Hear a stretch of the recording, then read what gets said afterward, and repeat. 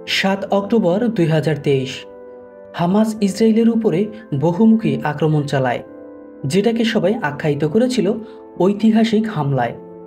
তারপর থেকে অর্থাৎ ৮ অক্টোবর ২০২৩ থেকে শুরু হয়েছিল ইসরায়েলের পাল্টা হামলা, আর সেই হামলা এখন পর্যন্ত চলছে। ইসরায়েল যা করছে সেটাকে পাল্টা হামলা বললে ভুল হবে, এটাকে বলা হয় হত্যাযজ্ঞ। ইসরায়েলের এই হত্যাযজ্ঞ কর্মকাণ্ডে এখনও পর্যন্ত গাজায় ৪৩,০০০ জনেরও বেশি মানুষ মারা গিয়েছে। তার মধ্যে ৪১,৪৩১ জন ফিলিস্তিনি এবং ১৭০৬ জন ইসরায়েলি। বিভিন্ন সূত্র অনুসারে ১১৬ থেকে ১৩৪ জন সাংবাদিক, মিডিয়াকর্মী ইসরায়েল ও হামাস যুদ্ধে নিহত হয়েছে বলে জানা গেছে। আরও মারা গিয়েছেন চিকিৎসাকর্মী থেকে শুরু করে বিভিন্ন সংস্থার মানুষজন। এটা তো শুধুমাত্র একটি অফিসিয়াল ডাটা বা সংখ্যা। আনঅফিসিয়ালি হিসাব করলে হয়তো এই সংখ্যা দ্বিগুণ অথবা তিনগুণ হয়ে যাবে।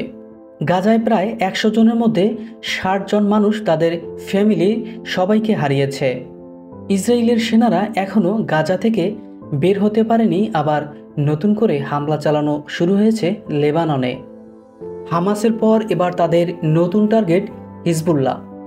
হামাসের সাথে যখন যুদ্ধে লিপ্ত হয়েছে ইসরায়েল, তখন থেকেই হিজবুল্লাহ বিভিন্নভাবে ছোটোখাটো হামলা করে আসতেছিল ইসরায়েলের মধ্যে।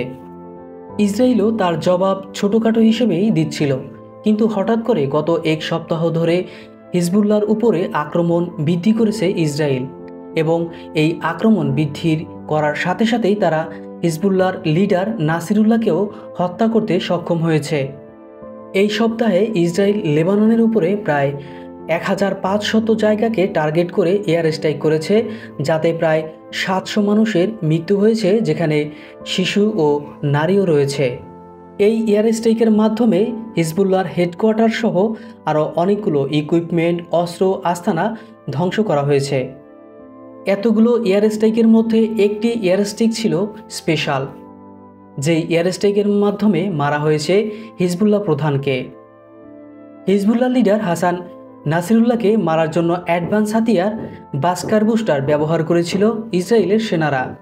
হিজবুল্লাহ প্রধান হাসান নাসিরুল্লাহ নয়, বরং ইসরায়েলের এই এয়ার স্ট্রাইকে হিজবুল্লাহর উচ্চপদস্থ লেভেলের অনেক কমান্ডাররাও মারা গিয়েছেন।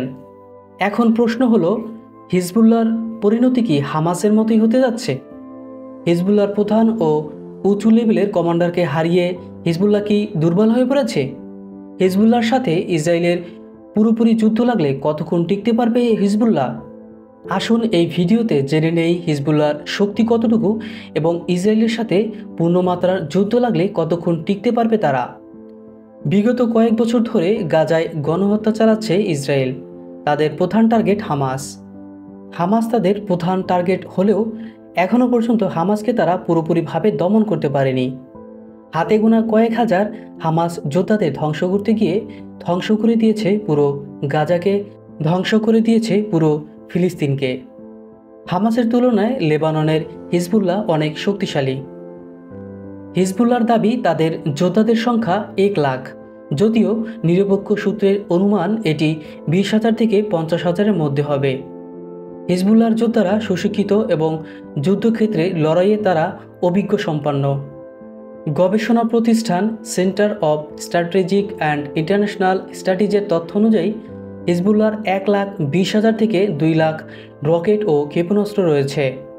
এছাড়াও সংগঠনটি বিভিন্ন ধরনের অস্ত্র সরবরাহ করে, যার মাধ্যমে রয়েছে স্নাইপার রাইফেল, গ্রেনেড এবং অন্যান্য আগ্নেয়াস্ত্র। তাদের কাছে অত্যাধুনিক ড্রোন রয়েছে, যার মাধ্যমে তারা নজরদারি ও হামলার কাজ চালায়। হিজবুল্লাহ তাদের সদস্যদের সামরিক শক্তি প্রশিক্ষণ দেয়, যা তাদের সাংগঠনিক সামরিক কার্যক্রমে দক্ষ করে তোলে। ভৌগোলিক অবস্থানের দিক দিয়ে হিজবুল্লাহ অনেক সমৃদ্ধ। হিজবুল্লাহ হামাসের মতো একটি শহর বা একটি নির্দিষ্ট জায়গায় আবদ্ধ নয়। হামাসের অবস্থান ছিল গাজায়, আর সেখানে চারপাশ দিয়ে ইসরায়েল ঘিরে রেখেছে। চাইলেও কেউ তাদেরকে সাহায্যের হাত বাড়িয়ে দিতে পারেনি। কিন্তু হিজবুল্লাহর অবস্থান তার ব্যতিক্রম। হিজবুল্লাহ পুরোপুরি একটি আলাদা দেশে অবস্থান করছে, অর্থাৎ দক্ষিণ লেবাননে হিজবুল্লাহর ঘাঁটি। এছাড়াও লেবানন ইসরায়েল ও সিরিয়ার সাথে বর্ডার শেয়ার করে।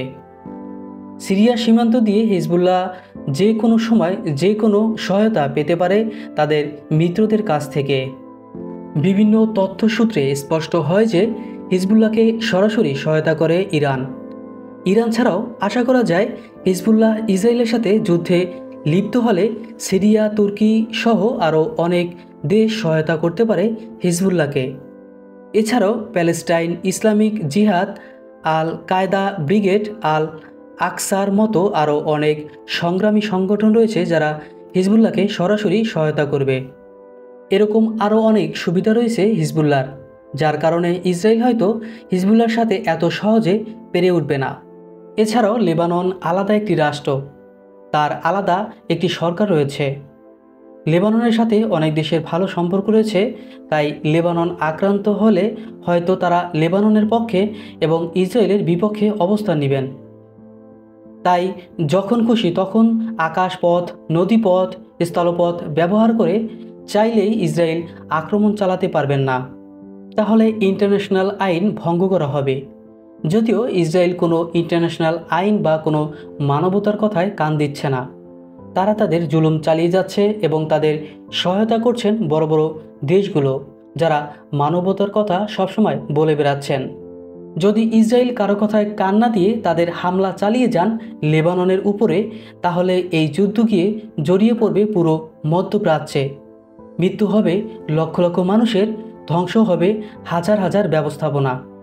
তাই এখনই উচিত হবে জাতিসংঘ এবং ইন্টারন্যাশনাল কমিউনিটি তারা আলোচনার মাধ্যমে যুদ্ধটিকে এখানেই বন্ধ করা। প্রিয় বন্ধুরা, ভিডিওটি ইনফরমেটিভ মনে হলে ভিডিওটি লাইক, কমেন্ট, শেয়ার করে দিন। আর এই সমস্ত ইনফরমেটিভ ভিডিওগুলো পরবর্তীতে পাওয়ার জন্য চ্যানেলটি সাবস্ক্রাইব করে রাখুন। ধন্যবাদ।